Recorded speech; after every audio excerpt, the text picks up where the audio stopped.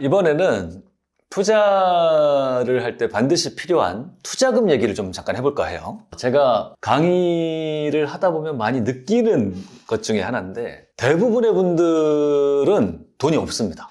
우리도 돈이 없을 때가 많죠. 항상 없죠. 네. 돈은 항상 부족해. 계속 돈이 생기면 계속 투자를 한다든지 또 뭐 요즘 같은 경우는 또 역전세 막느라고 저도 많이 힘들었거든요. 네. 근데 어쨌든 끝나셨어요? 네? 끝나셨어요? 아직 한두 개 남았습니다. 이제 한두 개만 막으면 돼. 저는 울 뻔했습니다. 저는 울었습니다. 하여튼 그래서 항상 돈이 없죠. 뭐 몇 억씩 쌓아놓고 있는 사람이 얼마나 되겠어요. 근데 어쨌든 제가 강의 시간에 좋은 물건 추천을 해드리면 너무 좋아요. 너무 좋은데 돈이 없습니다. 그 돈이 없어서 투자를 못하겠다. 그래서 소액 투자할 수 있는 거 좀 알려주시면 안 되냐 이런 얘기도 많이 하십니다. 뭐 당연한 거죠. 그런데 저는 그런 이야기를 들으면서 한편으로 다른 생각도 좀 들어요. 뭐냐면 이분들이 진짜 돈이 없는 건가?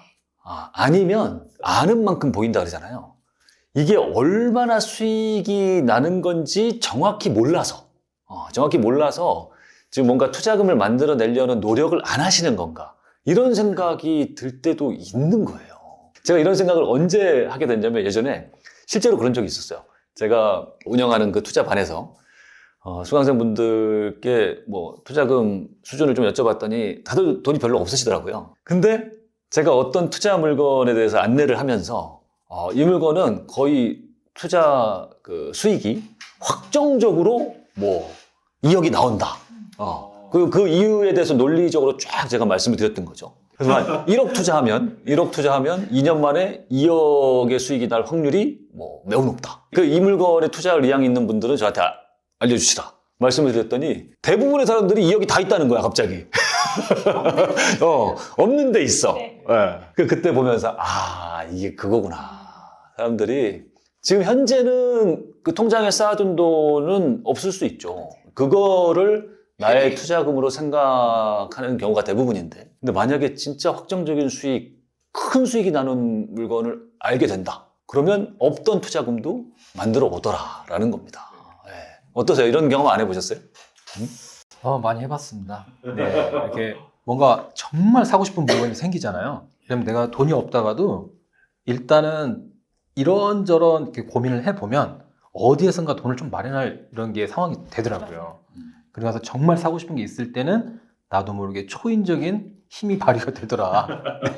아니 그 초인적인 힘은 주로 어떤 쪽에서 발휘가 됩니까? 뭐 땅 파서 돈 나오는 것도 아니고. 그러니까 어딘가에 숨어있는 내 대출이 받을 수 있는 게 있을 수도 있고 또는 뭐 살짝 뭐 부모님 찬스?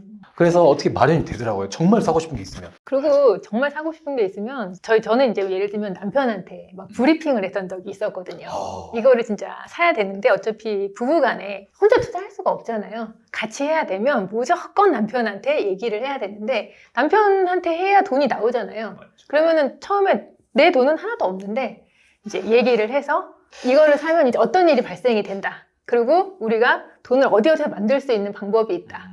뭐 예를 들면 보험도 깨고 대출도 어디서 받을 수도 있는 거 받고 그 다음에 뭐 이렇게 좀 묻어뒀던 돈들 어떻게 뭐 여기서 500 여기서 1000 막 이런 식으로라도 다 만들려고 작정을 하면은 결국에는 만들게 되긴 하더라고요. 근데 아마 다른 분들도 본인이 이걸 진짜 투자를 해야겠다라는 마음이 있으면 만들어 올 건데 그리고 그 마음이 아직 공부가 덜 되고 투자를 진짜 해야 되는지 안 해야 되는지도 모르겠어. 그러면 돈을 만들어 올 수가 없거든요. 그냥 내 통장에 있는 딱 잔액, 요게 내 투자금이다라고 생각하시는 분들이 이렇게 많이 있으신 것 같아요. 맞아요. 사실 부동산 투자나 주식 투자 다 마찬가지고, 근데 이 자산 시장의 투자는 기본적으로 머니게임의 속성이 아주 강해요. 그래서 당연히 가진 돈이 많으면 많을수록 훨씬 더 큰 수익을 얻을 수 있는 확률이 높은 거죠. 그렇죠. 할 수 있는 것도 많고. 그렇기 때문에 본인 통장에 있는 것만 갖고 본인의 사이즈를 거기서 한계를 짓지 말라라는 겁니다.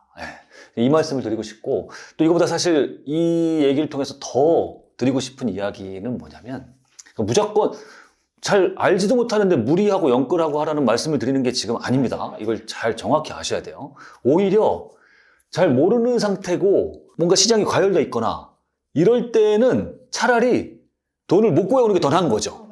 그렇죠. 오히려 위험한 거지, 돈을 구해오는 게. 왜 이번에 급등기 때도 우리 20, 30대 좀 젊은 분들이 지금 막차라도 타지 않으면 큰일 날 것 같아서 분위기에 쫓겨가지고 영끌에서 집을 샀다가 지금 힘들어하는 분들도 많다. 이렇게 언론에도 많이 나오지 않습니까? 근데 영끌은 이렇게 막 분위기가 막 과열됐을 때, 이럴 때 영끌하면 정말 큰일 나고요. 그리고 뭐 강남집에 영끌해야 된다. 이렇게 막 공공연하게 얘기하시는 분들도 있는데 강남이라고 무조건 영끌하고 이래야 되는 거 아닙니다. 근데 이따금은 살다 보면 한두 번쯤은 진짜 영끌을 할 필요도 있겠다라는 때가 반드시 와요. 그거는 뭐냐면 누가 봐도 부동산을 잘 모르는 사람이 봐도 진짜 이거는 손해를 볼 수가 없겠다. 큰 수익이 날 수밖에 없겠다라는 물건을 만나게 될 때가 있어요. 영끌이라는 건 그럴 때 하는 거죠. 내가 영끌을 해서라도 이걸 투자했을 때 손해 볼 여지가 없고 큰 수익이 날 확률이 정말 높을 때, 이럴 때 영끌을 하는 거거든요. 저는 과거에 이런 경우가 있어요. 뭐냐면 진짜 이 물건이 너무 괜찮은 물건이에요.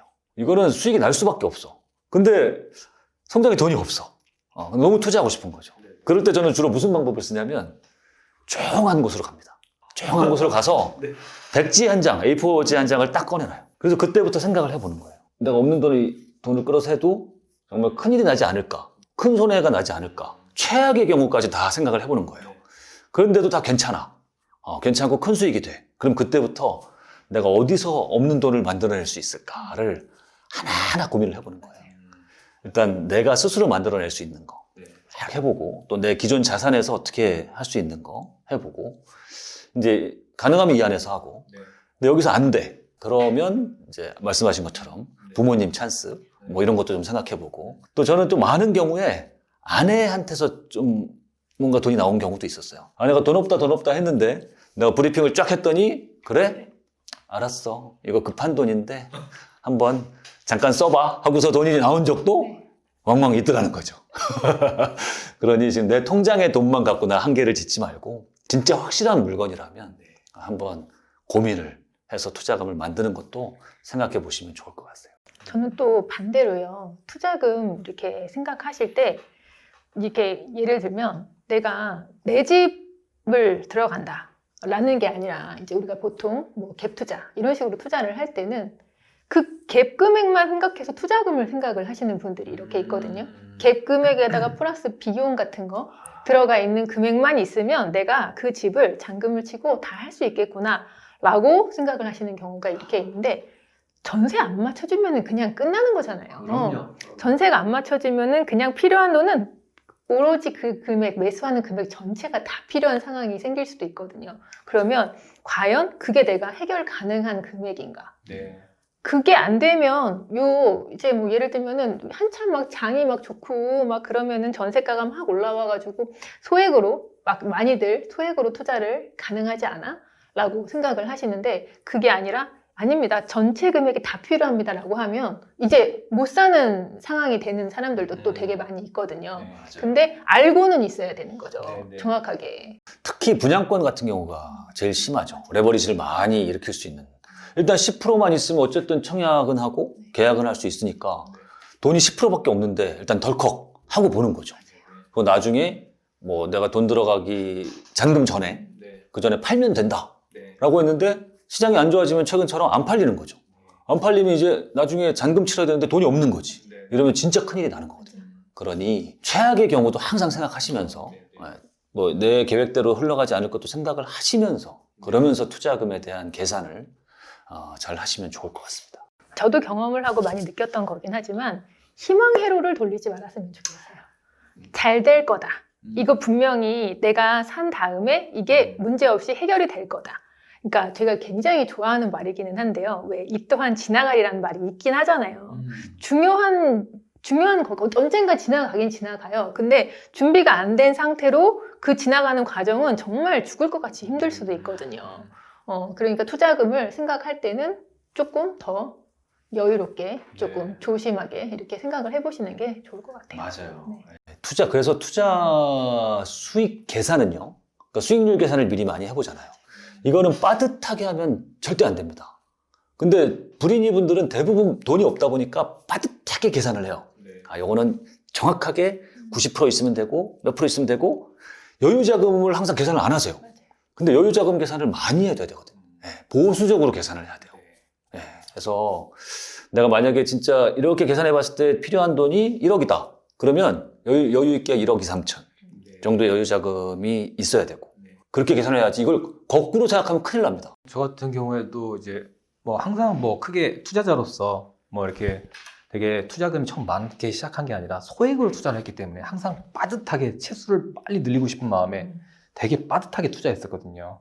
뭐 투자금도 얼마 없었을 뿐더러. 그래서 지금 이제 통찰력이 어느 정도 쌓이고 경험이 쌓였기 때문에 그때를 돌이켜보면 야, 나 이때 정말 큰일 날 뻔했구나. 나 이거 어떻게 운 좋았네. 이런 게 매우 많습니다. 네, 그래서 근데 그런 거 없으면 투자자도 아니야. 맞습니다. 또 그런 생각해봅니다. 네. 그런 경험이 거의 투자하고 한 4년, 5년까지는 항상 그렇게 빠듯하게 어떻게 보면 좀 운도 좀 좋게 빠져나왔던 것 같습니다. 결론적으로 이 수익 계산은 그래서 보수적으로 해라. 예. 두 채 살 돈 있으면 한 채만 사고 이렇게 해야 됩니다. 실제로 두 채 살 돈 있는데 막 세 채 도전하고 하면 안 돼요. 예. 그러니까 계산은 보수적으로 하고 다만 뭔가 내가 공부가 제대로 되고 열심히 도전하고 해서 진짜 누가 봐도 손해 안 보고 확실한 수익이 나는 물건을 찾았다. 또 이런 경우는 또 공격적으로 할 때는 공격적으로 해야 된다. 이렇게 좀 결론을 내고 싶습니다.